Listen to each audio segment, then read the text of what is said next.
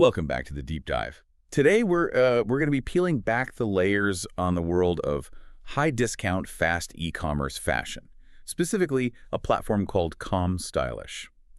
And if you've been scrolling online at all, you've seen the ads. I mean, these stunning bohemian dresses, these really thick-looking knit sweaters. All for an incredibly low price point. We're talking $30, maybe $40. Exactly. It seems almost too good to be true. Well, and that glossy first impression, it really starts to fall apart immediately when you look at the operational risk. What did you find there? The site itself launched in 2021, and it promises this huge inventory turnover.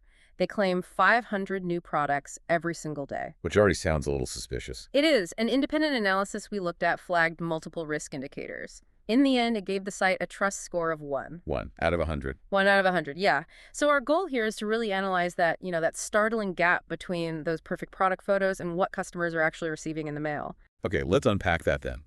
We went through all the consumer feedback platforms, Trustpilot, SiteJabber, the Better Business Bureau. And a very, very clear pattern emerged. A really disturbing one. Yeah. So customers see something that should have actual physical texture. Right, things that rely on dimension, like a thick cable knit pattern or maybe some three-dimensional embroidery, layered lace. And what they get in the mail is. It's fundamentally different. What's reportedly delivered is, a cheap piece of polyester fabric. With what on it? With a two-dimensional photograph of the garment they ordered dry printed on it. Heat pressed right onto the material. Wait, you're not getting a sweater, you're getting a picture of a sweater printed on some cloth. Precisely. You're getting a flat, often blurry photocopy of a sweater's texture.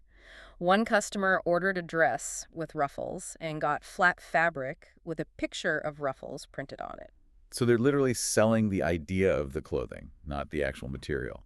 It's like selling a poster of a car instead of the car. That's a perfect way to put it.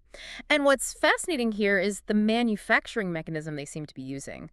The thinking is they use AI-generated images to create these really elaborate, beautiful designs that they never intend to actually produce. And instead of producing them, they just print the AI's picture onto low-cost fabric. It raises some pretty big questions about consumer transparency. I'd say so. And if that wasn't bad enough, the customer experience when they try to fix the problem, yeah, that's where the real business model is hidden. The return policy. Yeah, the site states a 30-day return window. Seems standard? It seems standard, but the execution feels like it's designed for attrition. It's designed to make you give up. How does that work? Well, the documented process starts with these scripted delays. They ask for photos, days pass, they ask for more photos. Stalling tactics. Totally. Then, instead of processing a return, they pivot immediately to offering you a discount. Right, I saw that. Keep the item, we'll give you 20% back. Sometimes they even bump it to 30%. Exactly, but if you keep pushing and insist on a full return, that's where you hit the final barrier. And this has to be the shipping cost. It's the shipping cost.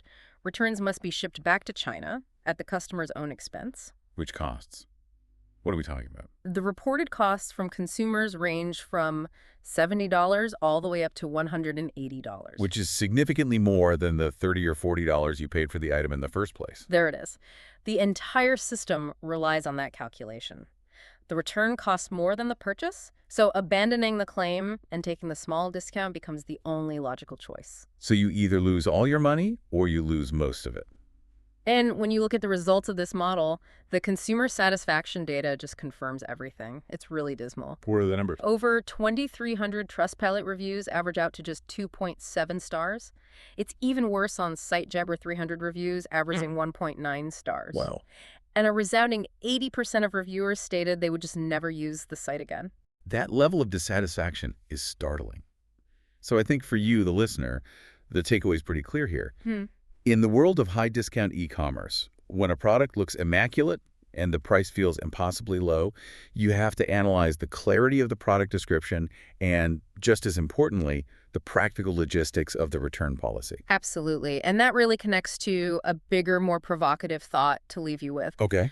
What responsibility do the third-party platforms that host these vendors and run these ads have, especially when all these security risks and this high level of customer dissatisfaction are so clearly and publicly documented? It's something to think about.